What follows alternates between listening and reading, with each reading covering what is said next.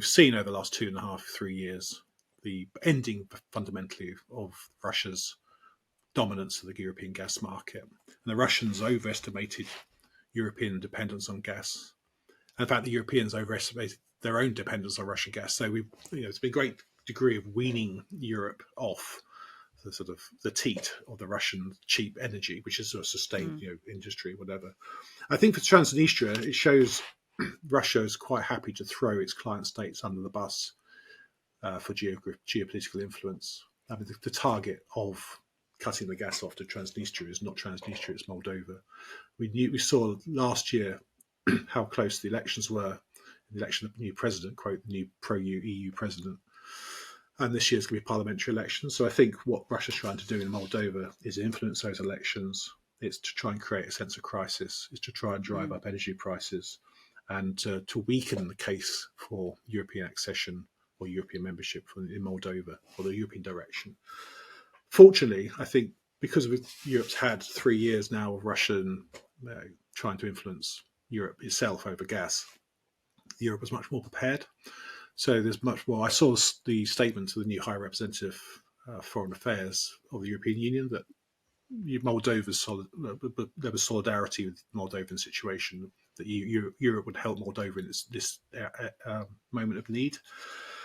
Of course, that's going to drive up costs because Russia had cheaper energy. Moldova had cheap energy from Russia, but Transnistria only has 2 months, maybe perhaps, of gas left, and that the coal-fired power stations won't help it. So there's definitely an issue there, and we'll have to see how it plays out over the winter. What effect is it already having in Transnistria, and what could it have? What kind of could it actually translate into some unrest in that area? I sat in Ukraine myself in 2008 when Russia turned the gas off to Kiev and froze, and it's very quick. The effect of reducing or turning off the gas to actually people freezing in terms of heating, in particular electricity, is very immediate. And I think the problem with Transnistria has always been this sort of Russian client state. It's always wanted to do its own thing. It's turned down so far assistance from Moldova to try and supply itself with energy because of its sort of history of tension between Moldova and Transnistria. This was a rebel province. I think the problem is that if the freeze continues, because Russia could provide gas to Transnistria via another route, it's chosen not to. If it carries on... Via Turkey, wasn't it? Via Turkey. So if it doesn't supply gas via Turkey, Bulgaria, Romania, Moldova into Transnistria, then there's a serious chance of humanitarian situation. Do people leave there and move across into Moldova? Or do the Russians try to create a sense of crisis that something must be done, blaming the Moldovans? So I think it's something which is going to be, the winter down there lasts another couple of months. It's going to be very difficult if the gas runs out, the gas storage runs out. If they can't provide enough heating, electricity for the people, then there will be an impact. I think there's also an impact on Moldova, because what happens is Moldova shipped gas to Transnistria. Transnistria generates electricity and shipped electricity back into Moldova. So what happens inside Moldova if the alternative sources of electricity don't meet that demand could also have impacts in Moldova. So the only good point, the only positive is that Europe is seized with this issue. It's not being seen as an issue on a faraway country they care about. Romania cares about it deeply, and so does Europe now. And I think the movement of Moldova towards Europe has actually encouraged Europe to actually step up and help the Moldovans at the moment. Just to turn to a matter inside Britain, there was a parliamentary debate this week about seizing frozen Russian assets to send to Ukraine. Now, it's not a new debate at all, but it was led by a former British Army officer who argued that there is a clear legal pathway to seize $300 billion worth of assets because of the grievous violations of international law committed by Russia, citing the genocidal abduction of children. Do you agree with that? And do you think the West so far has been too cautious on this issue? Well, firstly, I think the West has been cautious generally about Ukraine, arms, political support, sanctions towards Russia. and recognising it as an existential issue which we really need to sort out, that Ukrainian security is our security. So I think, yes, I do agree we could have done more under Biden, and we'll have to see what happens under Trump.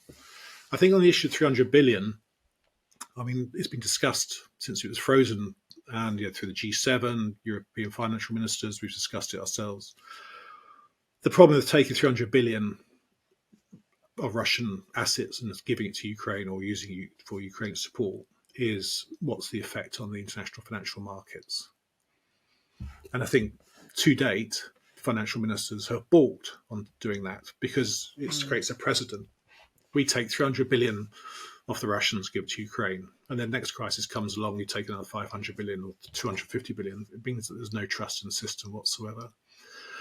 And what is the effect of doing that on global financial stability, and what happens next time? So, and what happens in the future if at some stage Russia wants to come and turn the page, wants to have a new relationship with the West and says, where's our 300 billion? We'd like it back, please. So I think that gets bogged down into litigation for decades. So I think the approach so far of using the interest on that sum has been right. I think there's more we could do to use the principle, the 300 billion, leverage that for extending loans or whatever it is to Ukraine. But actually taking the whole principal sum, I think it's probably a step too far, and I don't see financial ministers wanting to do that, especially given the state of the global economy at the moment.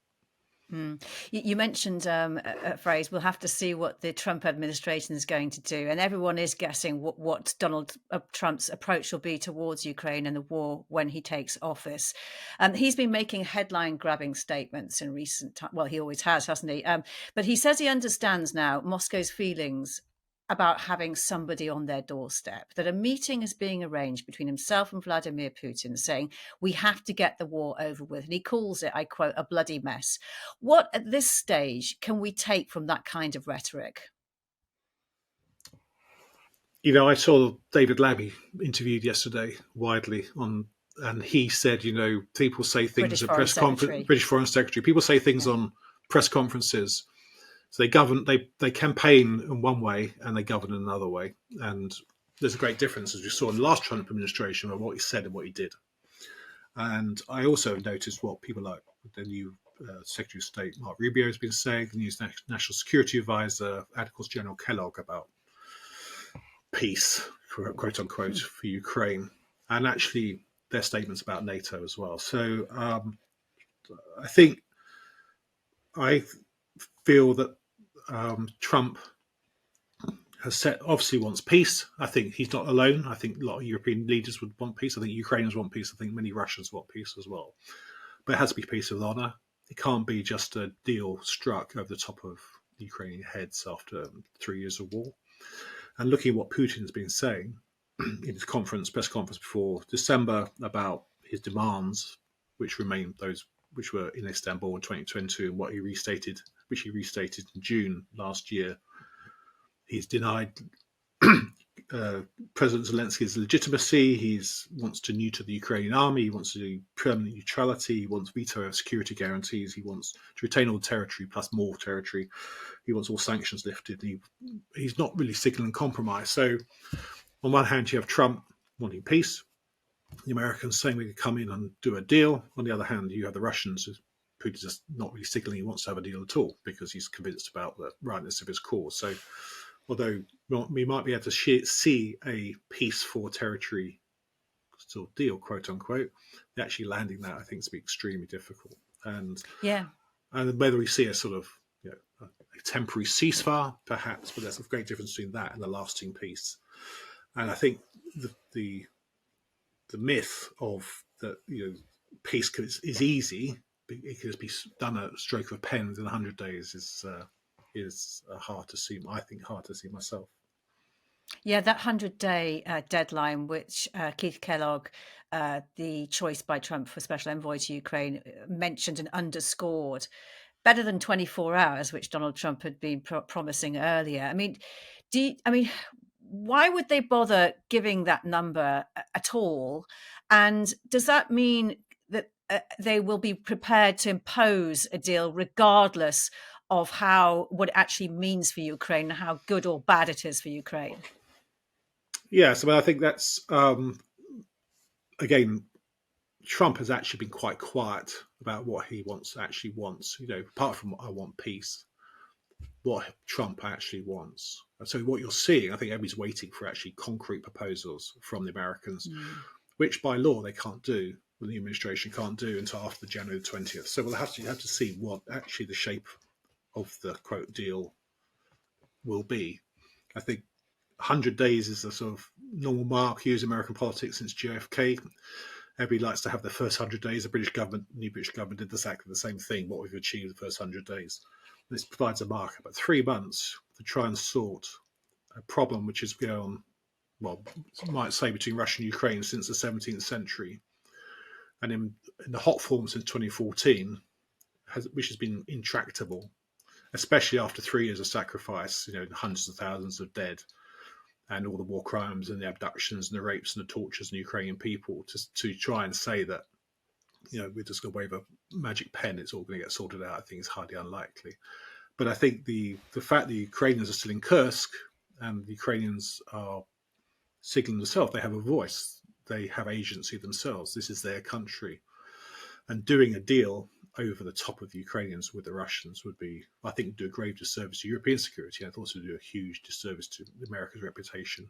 And I think one thing I saw Americans saying is that Trump wants to project strength, not weakness, and doing a deal, a bad deal over the top of the Ukrainians would be weakness, not strength. So being realistic, what can the situation look like in 100 days? Well, I think what we'll see is they'll see lots of shuttle diplomacy. We'll see a statement perhaps of what the American deal is, visits by various high-profile Americans, discussions with Russians. But actually, I think most likely for me is some sort of cessation of hostilities along the current front line, but trying to land a lasting peace deal without security guarantees for Ukraine is going to be extremely difficult.